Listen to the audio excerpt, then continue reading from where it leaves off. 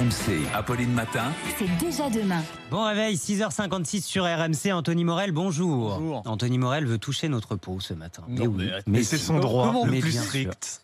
C'est pas ça? Ouais, il faut assumer. Hein. On va parler tatouages. On va montrer nos tatouages. tatouages. Parce que bientôt des tatouages intelligents, Ouais. capables de suivre notre état de santé en continu, ça c'est intéressant, de nous alerter aussi en cas de problème. Absolument, ouais. Jusqu'ici, les tatouages, c'était juste un plaisir esthétique, on va le dire comme ça. Mais il y a plein d'expérimentations qui visent à, j'allais dire, injecter de l'intelligence dans les tatouages. Alors, quand je parle de tatouage, on va se mettre d'accord, c'est pas le tatouage permanent que vous allez vous faire chez le tatoueur. Là, on parle C'est plutôt pas celui de Charlemagne alors. C'est pas celui de Charlemagne qui le cache, hein, évidemment. Un dauphin en bas du dos. Ah voilà.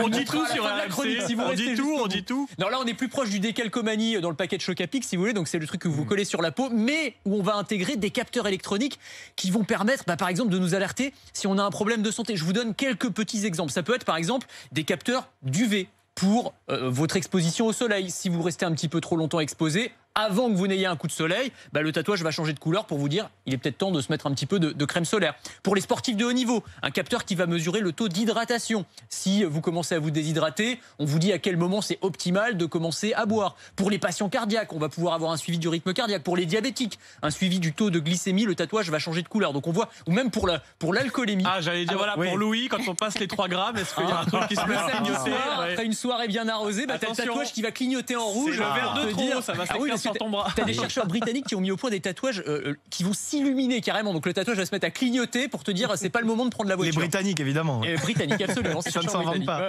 Tout ça évidemment avec modération. Naturellement. Samedi Tout à soir fait. ou pas. Anthony, ça pourrait servir dans le cadre du Covid? Alors oui, il y a aussi des expérimentations assez intéressantes, notamment une start-up qui a mis au point le Bio Button, alors qui ressemble plus à un petit pansement ou un petit patch qu'on commence d'ailleurs à tester aux États-Unis sur les personnes qui se sont faites vacciner.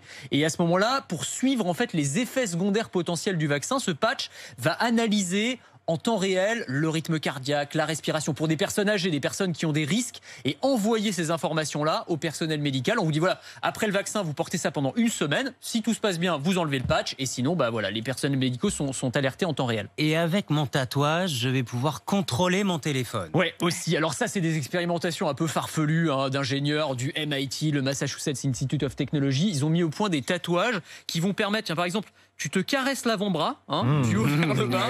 Ça Chacun reste- son petit plaisir Mais du matin. chacun hein. se caresse l'avant-bras s'il a envie. Et ça va monter ou baisser le son de la musique que tu es en train d'écouter sur son téléphone. Non mais t'imagines Mais le non. truc. Il y a même, alors c'est Nokia qui avait travaillé ça, c'était il y a que plusieurs années. Je pense que c'était des brevets qu'ils n'ont jamais industrialisés, mais des tatouages dommage.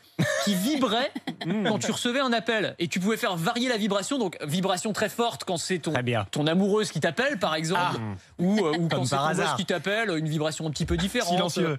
Ou silencieux quand c'est le Vaut mieux. patron. Voilà. Enfin, ouais. Bon. Et plein d'expérimentations sur les tatouages intelligents. Vous savez quoi, Anthony, on va vous laisser aller faire vibrer ce que vous voulez, vous toucher l'avant-bras, comme vous préférez. D'accord?